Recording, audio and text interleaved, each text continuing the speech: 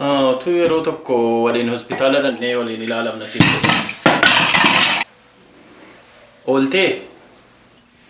Maal taane maal jettee? Maal yaadde sanamma siin jedhee yeroo tokko hospitaala dhaqnee warra deebinee ilaalamne maaliif doktoroonni waggaa darbe irra deddeebi'aa yaalaa nuun jedhu erga kana nuun jechuu jalqabanii waggaa ga'e waggaa kananuma yaallaa waan tokkollee hin uumamne kanaaf beellaman fuudhaa waliin dhaqnee doktora dubbisuu qabna.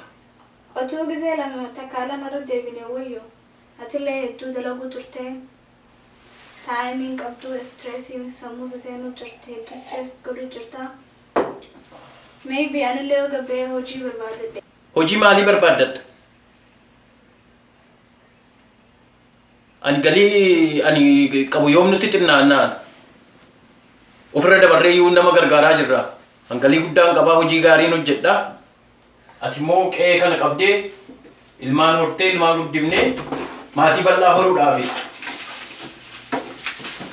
Ani yoo hojuma sanuu dalaginee jijjiiramni tokko dhufee hin jireetti hojuma sanuu dalagee. Ani yoo man xiqqaadhe hojjechuuf dalageen fidamti ani galii guddaa qabna bara.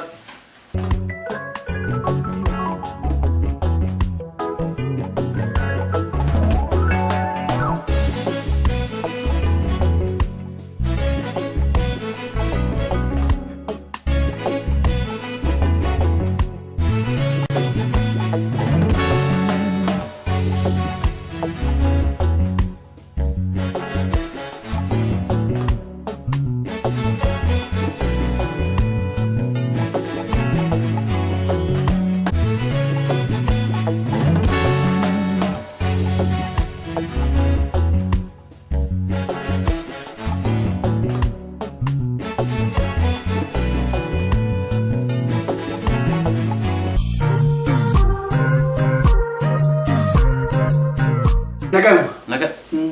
Maal dheengadde telefoonaan si dubbisee akkuma tokko qoonqii kee kun natti hin tolle beektaa. Kalees dhufee ofiisa yoo silaalu coraan kee kun maal ta'e namni kun maaluma keessatti gadhee si dubbisee natti hin tolle si biraa ta'e maal naqafaami? Timmaa hojii keessanii waa shakkuun baali badaa haalillee waan addaa hin jiru. Maal egaa dhimma suutuma. Jirti xiqqoo mataa xiqqoo fakkaata hin ciifti ta'a. Mataa nama waa bateetti amma wal dabartee ciifti. Maali waan tokko iyyuu rakkoon hin jiru hagas mara rakkoon hin jiru lakki ba'a rakkoon hin jiru ariifatta. Suutuma dhageessa egaa maal gaafa yeroon isaa gadu malee hagas rakkoo guddaan hin jiru. Abbaa waan na dhossi tooyi qabdaa maal anaaf si ganamee gaafa waliin jiraanne maal? Miti gaafuma yeroon isaa ga'uun dhageessa malee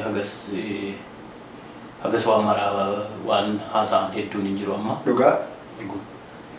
Maal kanaa wal maal si dirqare yaanne waan badaa dhiisayye gaafa guyyaan fidee dhufaa dhiisayye. Akkasumatti baaree. Aywaakee.